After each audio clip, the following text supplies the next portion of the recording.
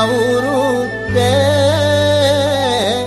ඉරි ඉතිරෙන්ටයි රටවැසියන්ගේ ආයු වැඩෙන්ටයි